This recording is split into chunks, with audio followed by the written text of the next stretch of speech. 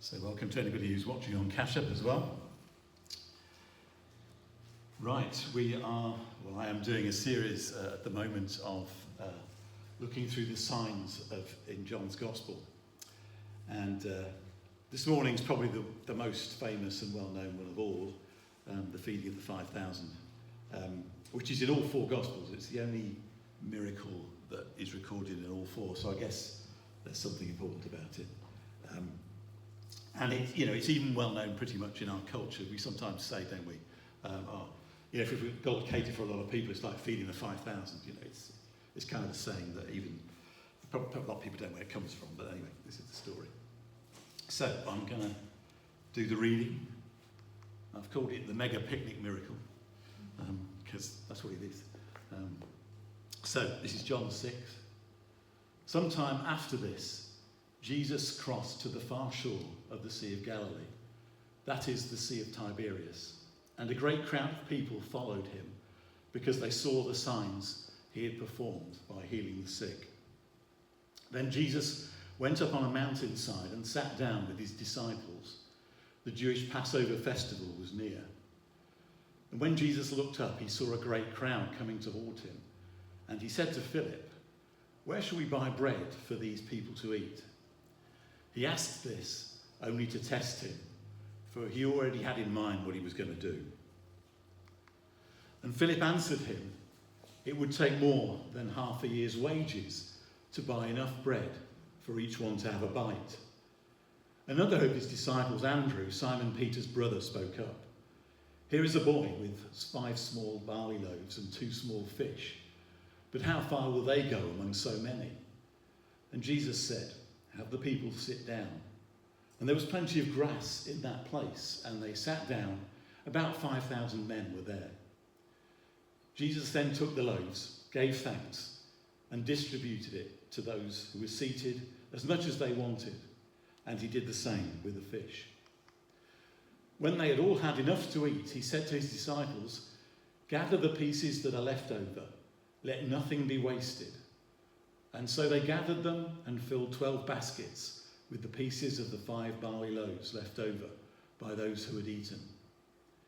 And after the people saw the sign Jesus performed, they began to say, "Surely this is the prophet who is to come into the world."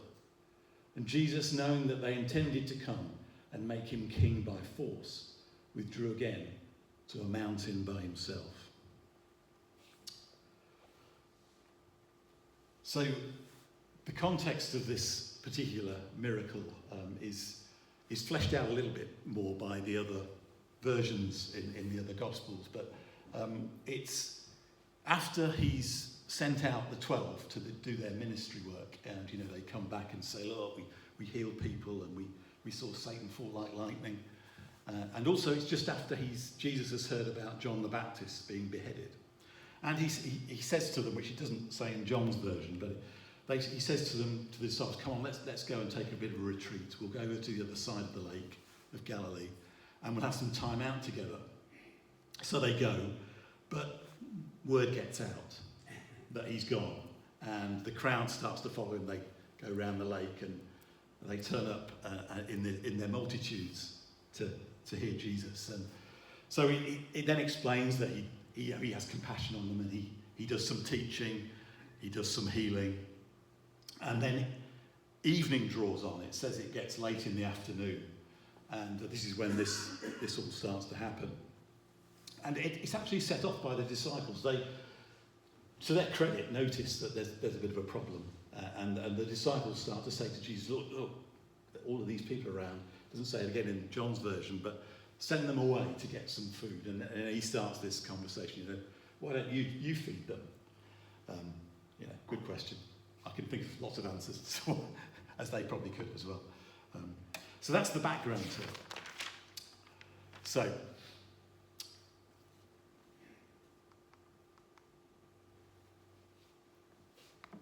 the signs that John says and gives us are gradually building up a picture of who Jesus is and what he's come to do and what the kingdom of God is all about.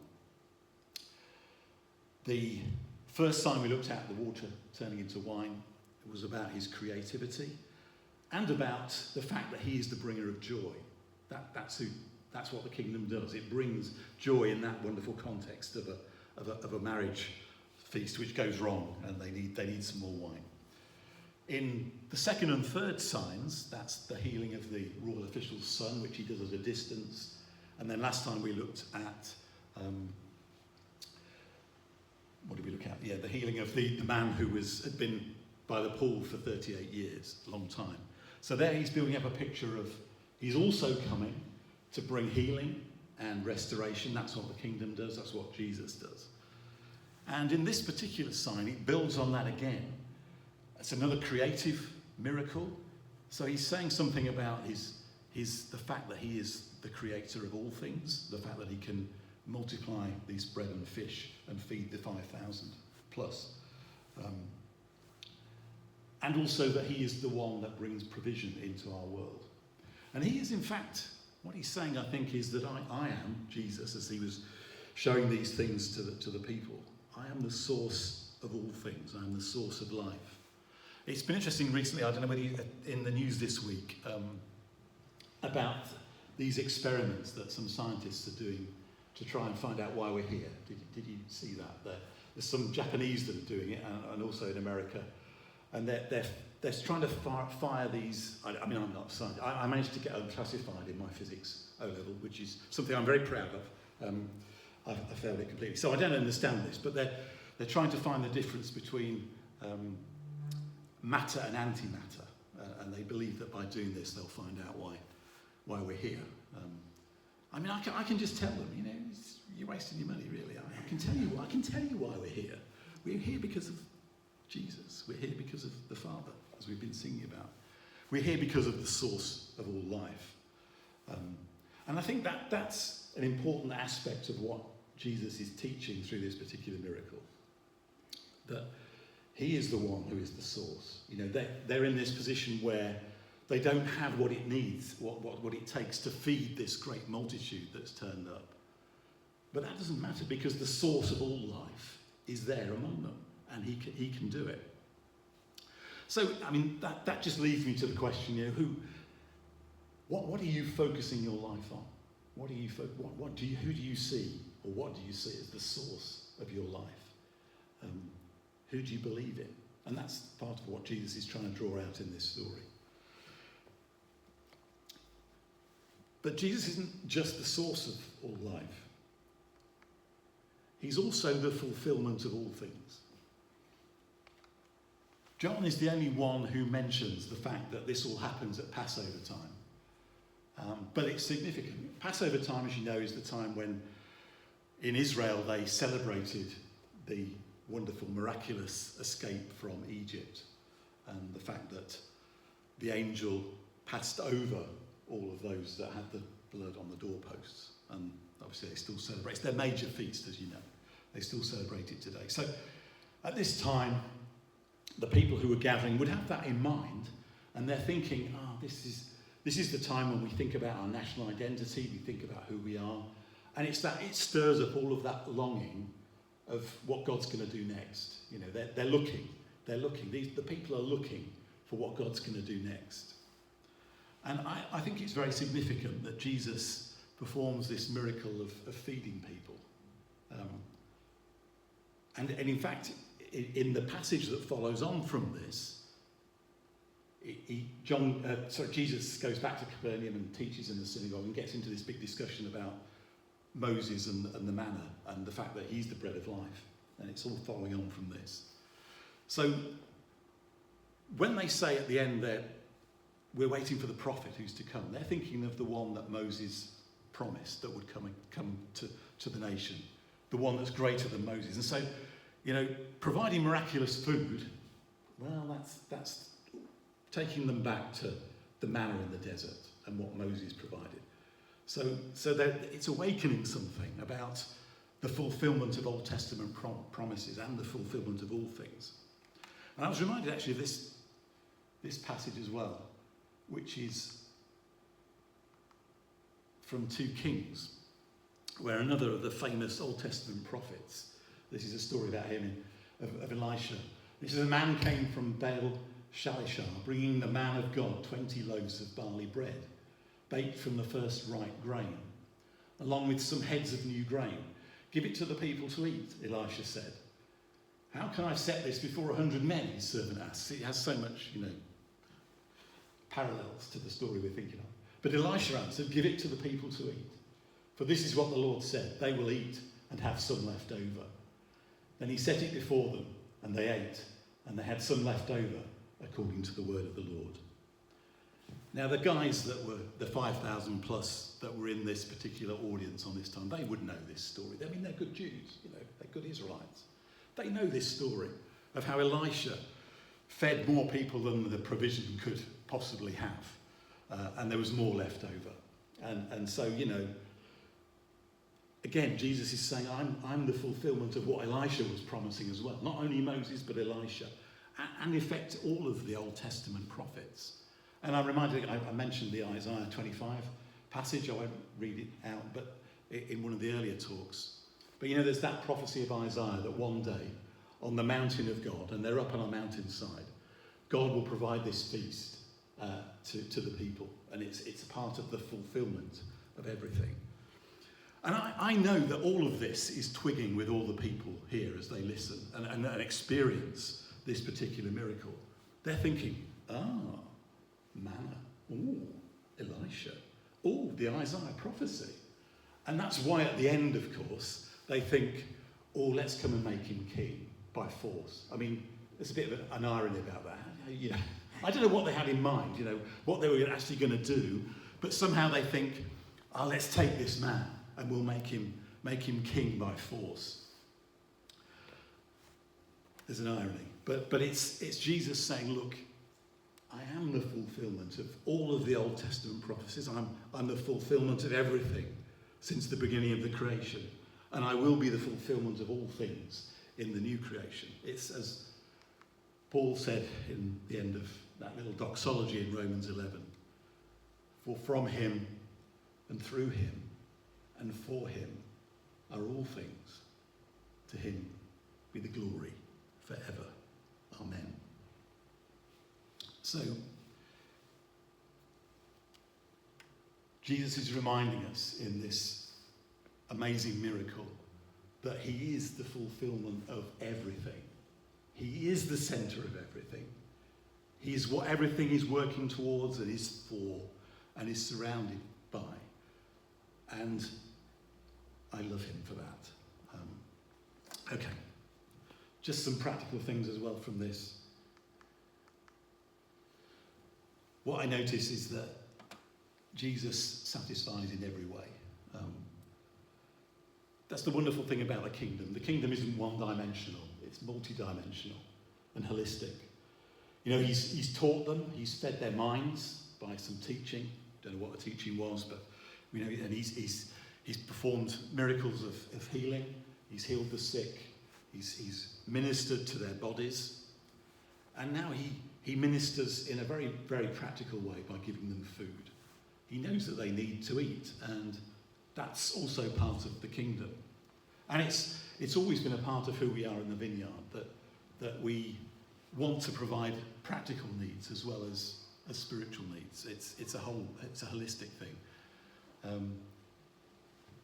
I know when we planted the church, I always said that if he doesn't, it's up to God what he does with it, and he can do whatever he wants with us.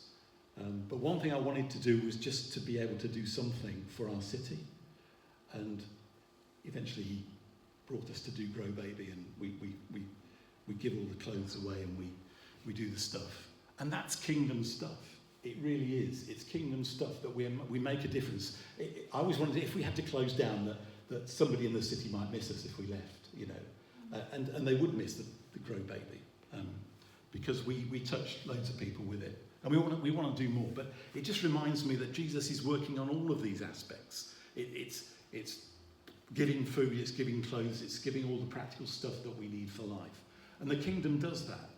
But it's also all of the other stuff that he does as well. So food does matter. Clothes do matter. shelter matters, and all of these things, in whatever way he calls us to get involved in kingdom work, it all matters, and it's all his work.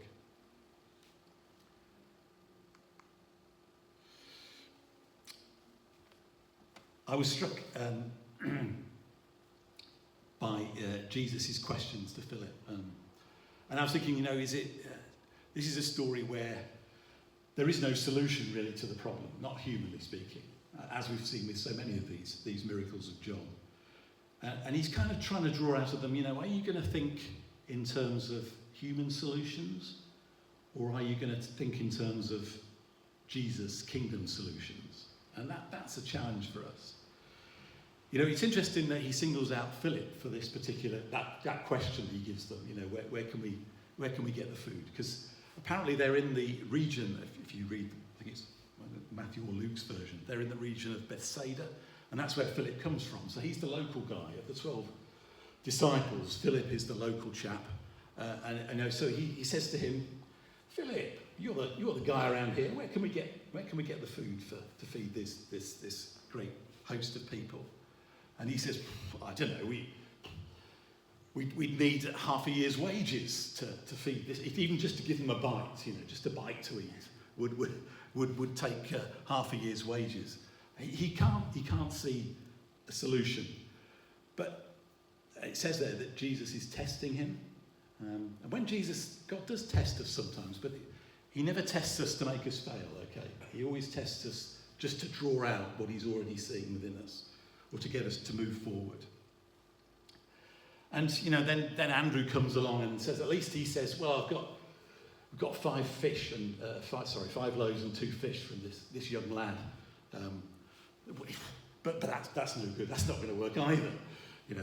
And I think what Jesus is saying, he just wants them to say, well, we haven't got a solution, but you could do it, Jesus, because we've seen you turn water into wine. We've seen you do some healings, and we think you could do it. But no, they can't see the Jesus solution yet. Their faith isn't quite there. So, and that's often where we are, isn't it? We can see the limitations, we can see the problems, we can see the difficulties, we can see what we could perhaps do ourselves, what we feel we've got within us, or what humanly is possible. But I think Jesus is often just wanting to say, okay, yeah, but what's the kingdom solution? What am I going to do?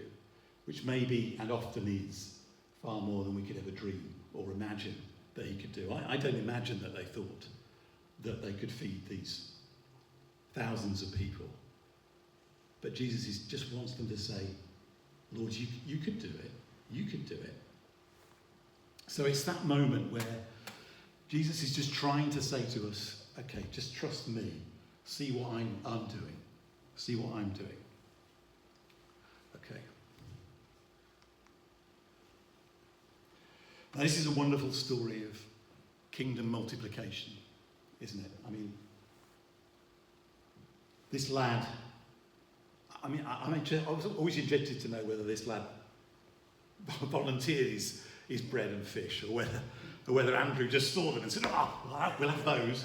That's a start. Or whether this lad's thinking, my picnic's gone, I don't know. One day we'll find out. But there's this amazing multiplication that happens. And I just sense that Jesus wanted to remind us of that he in the kingdom is able to multiply things beyond what we can imagine. And it's just a case sometimes of putting something in Jesus' hands, of saying, I haven't got much, and this isn't much. I mean, this is nothing compared to the need. It's absolutely nothing. But it's just, okay, I'm going to give you this. It's small, it's weak, it's pathetic, really, but I'm going to give you it and see what you do with it. See what you run with it. And often that's just how it starts. It just starts with somebody who's going to say, I haven't got much, I don't have much gifting, or I don't have much money, or I don't have many talents, but whatever it is, I'm going to give it to you and see what you do with it. And I think there's an invitation again this morning to do that for all of us, just to give the little that we have and say, Jesus, do some kingdom multiplication with it. You know, do some work with it. It's not much, but do some work with it. And we see that, you know, it's that mustard seed principle as Jesus' parable. You know, the mustard seed, the smallest seed, plants in the ground, it becomes something huge. God can do more with who we are, what we have, than we can ever imagine. Really, he really can. I've seen it happen, and I want to see more. We're getting there. A couple more things. I think all of the stories in the different Gospels do vary somewhat in the details they give. But one thing they all say is that when Jesus is given the loaves and fish, he gives thanks. And I think they all mention it for a reason, and that's because it's important. It's that sense of giving thanks to the Father for what we have, and then the power comes and is released. And I think there's that spirit of thankfulness to God for all that we have and all that we are, as well as the offering it to him, is something which releases the power of the kingdom amongst us. So I've mentioned this before, but I just want to remind you, and myself, how important it is to just be thankful. To be thankful to God for who he is, what he's done with us, our lives. I'm trying to, every morning, just thank him that I'm still alive and breathing. Because, I'm getting to that stage where, I'm getting old. So, every day's becoming a bonus for me, really. So I just want to say thanks and invite him into the day and say, release whatever you want to release into this day, trusting that there's going to be some good and some opportunities to release kingdom power into this particular day. So keep giving thanks. I think that's just so important in this story. And the last little point is that there's no waste in the kingdom. That's also a very important little... John doesn't mess around with his details, I don't think. His details are always important. And he says, look, there's all this food left over from... As again, it's abundance in the kingdom. But there's all this food, this bread and fish left over. And he says to the disciples, go around and gather it up. Because let nothing be wasted, he said. And they collect, interestingly, 12 baskets of food. One for each disciple, I think, possibly.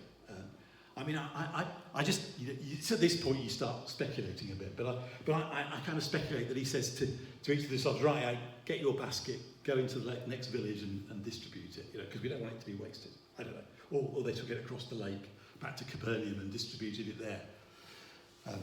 I don't know. But there seems to be a real importance about not anything being wasted. Now, waste, and there's so much waste in our world, isn't there? So in every way and in every level, there is waste. Waste is not a part of the kingdom. Okay, waste is part of the fallenness of our world. That so much stuff just gets wasted. There's no waste in the kingdom. There won't be. And anything that God does as kingdom work is not wasted. Even our experiences, sometimes they seem to be things that we really could do without. We've all had those experiences of times where we think, I could just do without that in my life, whether it's a physical ailment or whatever it is. But somehow, as God does his beautiful kingdom work, it's not wasted. He transforms it in some way to be beautiful again for the kingdom, and meaningful for our lives and for others. So I was just reminded of that God doesn't waste stuff for the kingdom. It's all there. It's all important, and he uses it all. It's us who waste stuff, whether it's our food or our time or our resources or whatever. So I'm going to come to a close, I think, because I've got no more points left. So that's encouraging, isn't it? So I think we're done. But just to say, this is as always, the Master's work is beautiful. What he does is always beautiful and wonderful and amazing and beyond our imagination. And that's true with this particular story as well. He is the source of life. And we're going to begin our ministry time in a moment by taking communion. I thought it was appropriate to follow on from the story where he broke bread, gave thanks in this story, in a different way, I know, but nevertheless, he wants us to come again to him and to come close to him, draw near to him and feed on him. So we're going to do that now.